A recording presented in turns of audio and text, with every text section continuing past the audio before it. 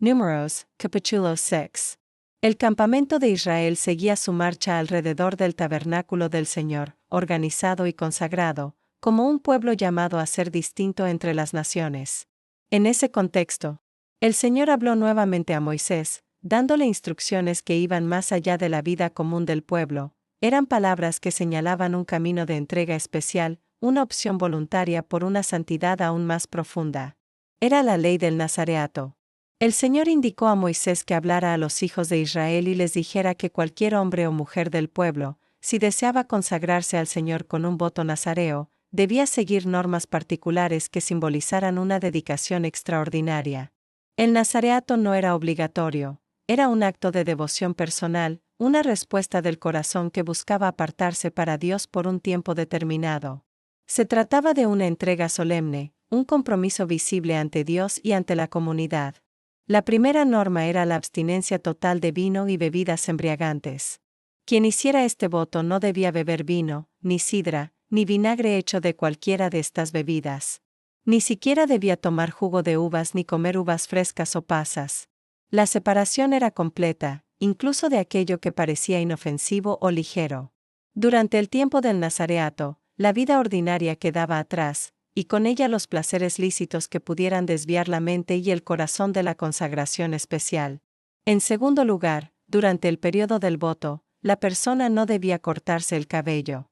El cabello, que normalmente se cuidaba, se arreglaba o se recortaba, ahora se convertía en un símbolo viviente de dedicación.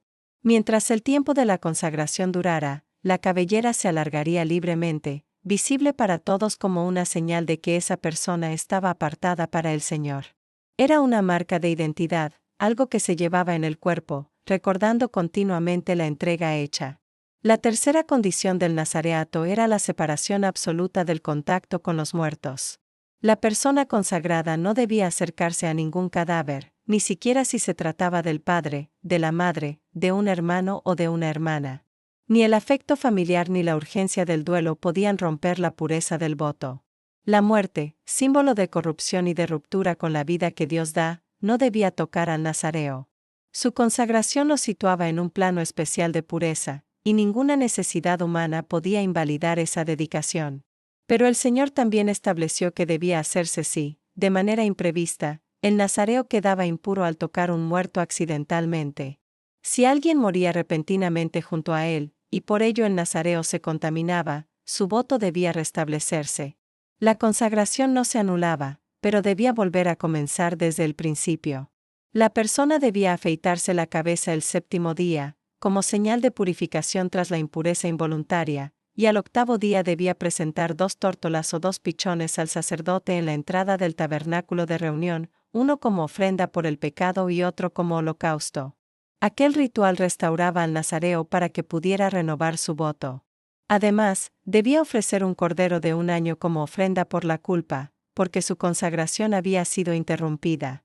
El tiempo previo, aunque dedicado, ya no contaba, debía comenzar nuevamente desde el inicio el número de días de su voto. Esto mostraba la seriedad del compromiso, la santidad voluntaria no podía tomarse a la ligera. Luego, el Señor explicó las normas para el momento en que el voto llegaba a su fin. Cuando se cumplían los días de su consagración, el nazareo debía presentarse en la entrada del tabernáculo con una serie de ofrendas, un cordero de 1 año sin defecto como holocausto, una cordera de 1 año sin defecto como ofrenda por el pecado, y un carnero sin defecto como sacrificio de paz. Además, debía llevar una canasta con tortas de flor de harina sin levadura, amasadas con aceite, junto con hojaldres sin levadura untados con aceite, y las ofrendas vegetales y libaciones correspondientes. El sacerdote presentaría todo ante el Señor, ofreciendo primero la ofrenda por el pecado y el holocausto, y después el carnero como sacrificio de paz, junto con la canasta de panes sin levadura. Era una celebración de entrega total, un acto culminante en el que la dedicación voluntaria se sellaba en la presencia de Dios. Después de presentar estas ofrendas, el nazareo debía afeitarse la cabeza consagrada a la entrada del tabernáculo. El cabello, que había sido símbolo de su consagración, era ahora cortado y depositado en el fuego que ardía bajo el sacrificio de paz. Ese acto representaba el cumplimiento completo del voto, lo que había sido ofrecido interiormente se expresaba ahora exteriormente, devolviéndose a Dios aquello que había sido señal visible de la dedicación.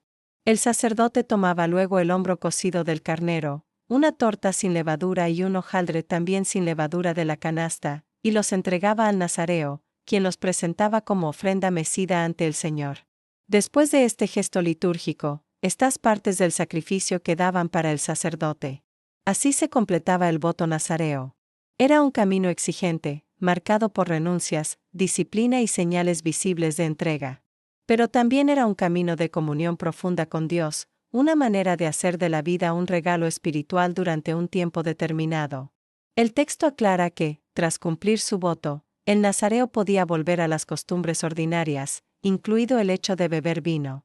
La consagración tenía un tiempo, y al concluirlo, la vida común se retomaba con un espíritu renovado. Después de establecer estas leyes sobre la consagración voluntaria, el Señor habló nuevamente a Moisés para que transmitiera a Aarón y a sus hijos la fórmula de bendición que debían pronunciar sobre los hijos de Israel. Era una bendición solemne, sagrada, cargada de significado divino. El Señor dijo que los sacerdotes debían bendecir al pueblo con estas palabras: que el Señor te bendiga y te guarde. Que el Señor haga resplandecer su rostro sobre ti y tenga de ti misericordia. Que el Señor alce sobre ti su rostro y ponga en ti paz. Esta bendición era más que palabras, era un acto por el cual el nombre del Señor se ponía sobre los hijos de Israel. Cuando Aarón y sus hijos pronunciaban estas palabras, Dios mismo respondía cumpliéndolas. Era una promesa de protección, favor, misericordia y paz, el sello divino sobre un pueblo que vivía bajo su presencia. Reflexión. Número 6 nos habla del valor de la dedicación personal. El voto nazareo es un camino voluntario, no impuesto, que muestra el deseo profundo de algunas personas de consagrarse a Dios con mayor intensidad. Sus normas, aparentemente estrictas, buscan enseñar que la santidad requiere disciplina, renuncia y gestos visibles que manifiesten el compromiso interior. El nazareato también revela algo importante: no basta una intención noble, la consagración debe expresarse con coherencia. Por eso el ritual es tan detallado, porque la santidad no es improvisación, sino una respuesta ordenada al Dios que llama. Finalmente, este capítulo culmina con una de las bendiciones más hermosas de toda la Escritura. La bendición sacerdotal nos recuerda que Dios no solo exige, sino que también da, guarda, ilumina, concede misericordia y derrama su paz. Así, el camino del consagrado, y del pueblo entero, se sostiene no por el esfuerzo humano, sino por la gracia que fluye del rostro que Dios vuelve hacia sus hijos. Si te ha gustado el contenido, suscríbete, es gratis y haz clic en el pulgar hacia arriba. Comparte este video con tus amistades y contactos, me ayudas a crecer. Muchas gracias.